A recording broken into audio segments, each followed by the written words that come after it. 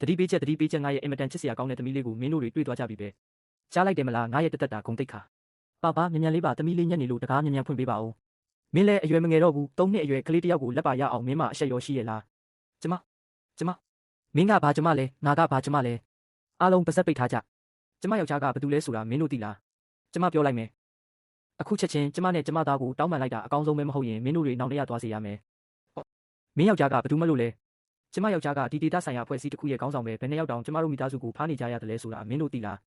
အခုချက်ချင်းတောင်းပန်လိုက်တာအကောင်းဆုံးပဲမဟုတ်ရင်ကျမဖုန်းတစ်ချက်ပဲဆက်လိုက်မယ်လူကြီးကအလုပ်ပြုတ်ပြီးကလေးကကြောင်းထွက်ရစေရမယ်လို့အာမခံတယ်ဟင်းဒီဒေတာကဝန်ဆိုတဲ့ခေါင်းဆောင်အကြောင်းကိုစုံစမ်းလိုက်စမ်းပါပါ3နှစ်လား5နှစ်လားအများကြီးမလိုပါဘူး9နှစ်ပါပါဘာတွေပြောနေမှန်းမသိပေမဲ့အရန်တော်တာပဲလို့ခံစားရတယ်ဝါပါပါကအရန်လန်းတာပဲတကယ်ကိုတော်တာပဲပါပါကအတော်ဆုံးမဟုတ်လားဒါပေါ့မြန်လေးကပါပါကိုအချစ်ဆုံးပဲသူကငါ့ကိုအချစ်ဆုံးနဲ့ညီမလေးဒါဆိုကိုရောကြည်ဦးကိုခုနကညီမလေးအတွက်လက်စားချေပေးခဲ့တယ်လေကို6ကမြန်လေးအပေါ်အရန်ကောင်းတာပဲကို6ရှိနေရင်နောက်ဆိုမြန်လေးကိုဘယ်သူမှမနှိပ်စက်ရဲတော့ဘူးငါညီမလေးကိုတေချာပေါက်ကာကွယ်ရမယ်အာဘာလဲအိမ်မှာပြဿနာတက်လို့ကျမယောက်ျားကစစ်ဆေးဖို့ခေါ်သွားခံရပြီဟုတ်လားအနည်းဆုံး9နှစ်တောင်လားအကိုကြီးတစ်ခုမားနေတာမဟုတ်လားမဖြစ်နိုင်တာဘယ်လိုလုပ်ဒီလိုဖြစ်ရတာလဲသူကအဖမ်းခံရရင်ကျမနဲ့ကလေး2ယောက်ဘယ်လိုအသက်ရှင်ရတော့မှလဲပါပါမြန်လေးရဲ့ယုံလေးကဟိုကလေးရဲ့လက်ထဲမှာကျန်ခဲ့သေးတယ်ပါပါမြန်လေးအတွက်ပိုကြီးပြီးပိုကောင်းတာဝယ်ပေးမယ်ကျေးဇူးတင်ပါတယ်ပါပါနဲ့ကိုအတွက်ဝယ်ထားတဲ့အင်ဂျီတွေလှလားမကြည့်ရသေးဘူးသမီးလေးကငါ့ကိုကြည်ညိုနေတာပဲညီမလေးကိုငါလဲကြအောင်လုပ်မိသွားတယ်ပါစေးုံကိုဘာလာလုပ်တာလဲသမီးလက်ကဒဏ်ရာရသွားလို့သမီးရဲ့ကိုနှစ်ကိုကူခိုင်းမလို့ပါသမီးတို့ပြန်ကြရအောင်လားမြန်လေးမနာတော့ဘူးပါရှောင်ကြော့မင်းတို့ရောက်လာပြီလားပါရင်ခွင်ထဲကကလေးကဘသူကလေးလဲငါသမီးမင်းတို့ရဲ့ညီမလေးစုံမြန်ပဲနောက်ဆိုကိုနှစ်ကမြန်လေးလို့ခေါ်မယ်နော်ကိုနှစ်ကအရန်သဘောကောင်းတာပဲမြန်လေးလက်မှာဒဏ်ရာရသွားတာလားကိုနှစ်ကမြန်လေးကိုဆေးထည့်ပေးမယ်ပါကမြန်လေးကိုမလိုချင်တော့ဘူးလားမြန်လေးမကြောက်နဲ့ကိုနှစ်ရှိတယ်ဆေးမထိုးဘူးနော်မြန်လေးမကြောက်ဝါမြန်လေးပိုကြောက်သွားပြီမြန်လေးဒဏ်ရာရတဲ့နေရာကိုဆေးထည့်ပြီးပတ်တီးစီးထားလိုက်မယ်အိပ်ပျော်သွားရင်ရောင်နာတွေကျသွားလိမ့်မယ်ကျေးဇူးတင်ပါတယ်ကိုနှစ်ရှိနေရင်နောက်ဆိုမြန်လေးဒဏ်ရာရတာဖျားတာတွေကိုမကြောက်တော့ဘူးမြန်လေးအရင်ထိုင်နေဦးတော့ကိုနှစ်ကလူနာတယောက်ကိုကူပေးရအောင်မယ်ဟုတ်ကဲ့ပါမြန်လေးလိမ့်မှာပါမယ်ဟိုမင်းကလေးကဒီလောက်ကြီးတာတော့ချီထားသေးတာငါကယောက်ျားလေးဆိုတော့ပိုပြီးတန်ဖိုးရှိတယ်ငါကိုလည်းချီရမယ်ရှောင်းကျဲမင်းစီမှာကလေးတွေအရမ်းများနေပြီးမအားဖြစ်နေတယ်ထင်တယ်ဒီကလေးကိုငါပဲကူကြည့်ပေးလိုက်မယ်ကျေးဇူးတင်ပါတယ်ဒေါက်တာချီသူကဒေါက်တာချီလေးကျမတို့ဆေးရုံမှာအတော်ဆုံးဆရာဝန်ပဲမင်္ဂလာပါဒေါက်တာချီကျမသားကိုကူပေးဖို့အားနာလိုက်တာဒါဆိုဒေါက်တာကိုပဲအပ်လိုက်ပါပြီနော်ရပါတယ်ကျမလုပ်ရမယ့်တာဝန်ပဲလေဈေးကြီးဆုံးအနာဆုံးနဲ့အခက်ခဲဆုံးကုသမှုပုံစံကိုရွေးလိုက်မယ်ဒီကလေးဆိုးလေးနဲ့ကွက်တီပဲကလေးလေးလက်ကလေးဆန်းထုတ်လိုက်အရင်ဆုံးဆေးတစ်ချက်ထိုးရအောင်မေသားဆေးမထိုးချင်ဘူးဝါကိုကဘာလို့ငိုနေတာလဲမြန်လေးတောင်မငိုဘူးကိုကတကယ်ကိုအတုံးမကျတာပဲဖေတကားဖွင့်ပေးပါဦးမြန်လေးဖေရဲ့ကလေးလေးပါဝါအကိုကြီးကတကယ်တော်တာပဲရှိကျိုးဖေကျွန်တော်ကိုခေါ်တာလားပြီးခဲ့တဲ့တစ်ခေါက်စာမေးပွဲမှာနောက်ဆုံးကနေပထမဖြစ်ခဲ့တဲ့ကိစ္စမင်းနဲ့ငါစရင်းမရှင်းရသေးဘူးထင်တယ်နော်ဟာ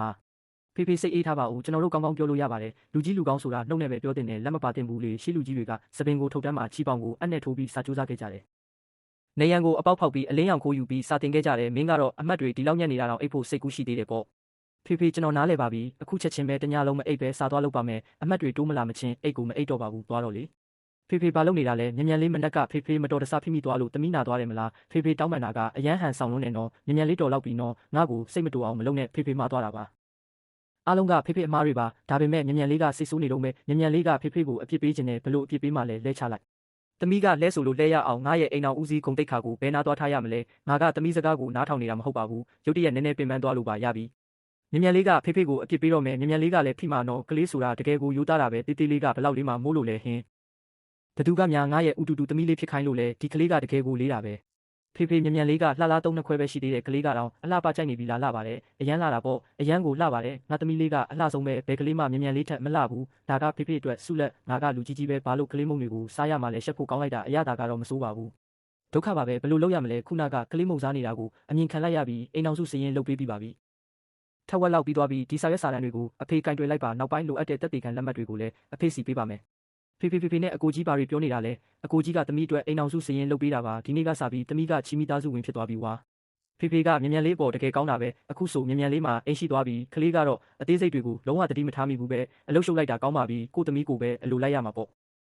့သမီးနဲ့အကိုကြီးအရင်အိမ်ပြန်နေကြဟုတ်ဒါဆိုမြန်လေးနဲ့အကိုကြီးကအိမ်မှာဖေအလုပ်ဆင်းတာကိုစောင့်နေမယ်တော့တောက်အလုပ်လုပ်ရတဲ့အချိန်ကဒီလောက်တောင်ကြာတယ်လို့ပထမဆုံးအချိန်ခံစားဘူးတာပဲဘာလို့အလုပ်ဆင်းချိန်မရောက်သေးတာလဲစတုထအကိုကြီးမြန်ကအကိုကြီးကိုဖတ်ချင်တယ်အင်းအကိုကြီးကမြန်ကိုမချစ်ဘူးလားဟင်ချီဟန်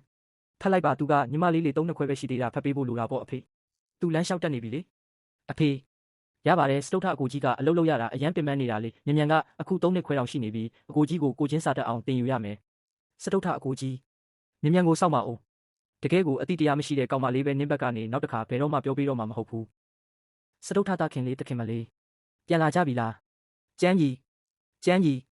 စတုထအကိုကြီးကစကားသိမ့်မပြောဘူးထင်တယ်နော်သူနဲ့ဘယ်လိုလုပ်ပြီးစကားပြောလို့ရမလဲဟင်ဒါကတော့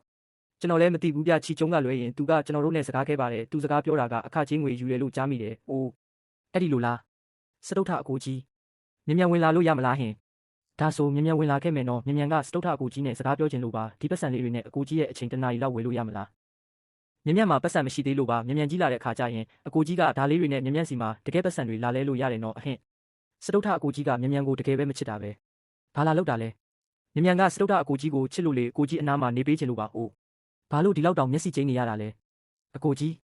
မြန်မြန်ဘာအတန်မှမထွက်စေရပါဘူးလို့ကတိပေးပါတယ်မြန်မြန်ကအကိုကြီးအနားမှာပဲနေချင်တာပါအကိုကြီးရဲ့အလုပ်တွေကိုလုံးဝမနှောက်ယှက်ပါဘူးဒီကိုလာခဲ့အဲ့ဒီနားကမှောင်နယ်မျက်စိအတွက်မကောင်းဘူးအယမ်းဝမ်းသာတာပဲစတုထအကိုကြီးကမြန်မြန်ကိုနေခွင့်ပေးလိုက်ပြီးအကိုကြီးကိုမနှောက်ယှက်ပဲစိတ်မဆိုးအောင်နေရင်ဒီမှာဆော့လို့ရပြီပေါ့ဟင်းဒီမှာဘာလို့စက်ထမအကိုကြီးရဲ့တက်ပုံရှိနေရတာလဲစတုထအကိုကြီးစိတ်မကောင်းဖြစ်နေတာလားဟင်းဒါတွေကိုနင်နားလေလို့လားနားမလဲပါဘူးနင်တယောက်တည်းကပဲအဖေရဲ့အရင်ခောက်သားသမီးပါစတုထအကိုကြီးမြန်မြန်ကနားမလဲပေမဲ့တို့တွေအားလုံးကမိသားစုဝင်တွေဆိုတာမြန်မြန်သိတယ်လေမြန်မြန်မှာအဖေရှိတယ်လို့အရန်ချောပြီးတော်တဲ့အကိုကြီး6 ယောက်တောင်ရှိတာပဲဒီလိုနဲ့မစင်သေးတဲ့ကောင်မလေးကဒီလိုစကားတွေပြောတတ်လိမ့်မယ်လို့မထင်ထားဘူးဒါပေမဲ့ငါနင့်ကိုဖတ်မှာမဟုတ်ဘူးငါမှမူဝါဒရှိတယ်စတုထအကိုကြီးမြန်မြန်ကိုတစ်ခါလောက်ဖတ်ပေးလို့ရမလားဟင်မြန်မြန်ကစတုထအကိုကြီးရဲ့ဖတ်တာကိုတစ်ခါမှမခံစားဘူးသေးလို့ပါဖတ်မယ်မြန်မြန်ကိုဖတ်လိုက်ပြီး